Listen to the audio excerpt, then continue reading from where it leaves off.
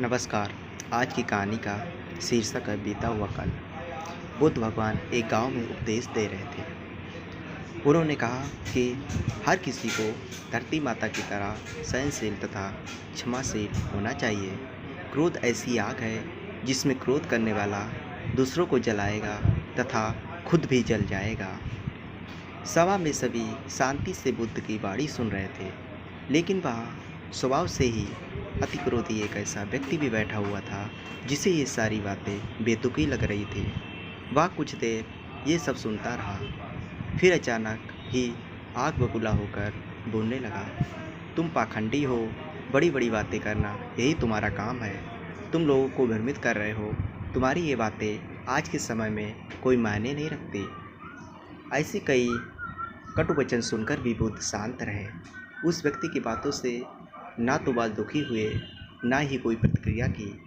यह देखकर वह व्यक्ति और भी क्रोधित हो गया और वह बुद्ध के मुंह पर थूक कर वहाँ से चला गया। अगले दिन जब उस व्यक्ति का क्रोध शांत हुआ तो उसे अपने बुरे व्यवहार के कारण पछतावे की आग में जलने लगा और वह उन्हें ढूंढते हुए उसी स्थान पर पहुंचा। पर बुद्ध वहाँ कहाँ मिलते। वह तो अपने शिष्यों के साथ पास वाले एक अन्य गांव निकल चुके थे। व्यक्ति ने बुद्ध के बारे में लोगों से पूछा और ढूंढते ढूंढते जहाँ बुद्ध प्रवचन दे रहे थे वहाँ पहुँच गया।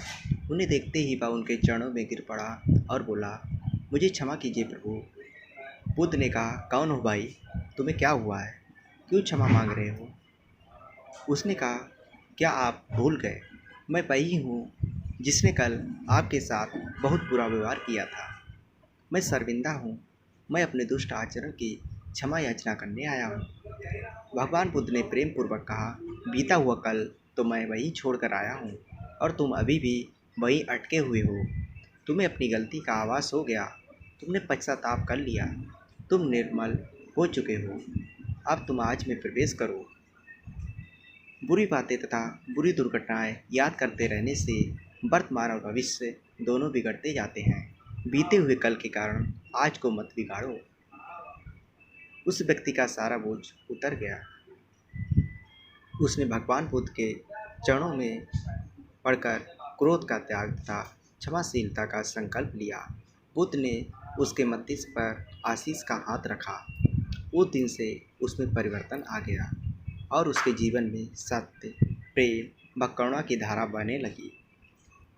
मित्रों, बहुत बार हम भूत में की गई किसी गलती के बारे में सोचकर बार बार दुखी होते और खुद को कोसते हैं। हमें ऐसा कभी नहीं करना चाहिए। गलती का बोझ हो जाने पर हमें उसे कभी ना दोहराने का संकल्प लेना चाहिए और एक नई ऊर्जा के साथ वर्तमान को सुदृढ़ बनाना चाहिए।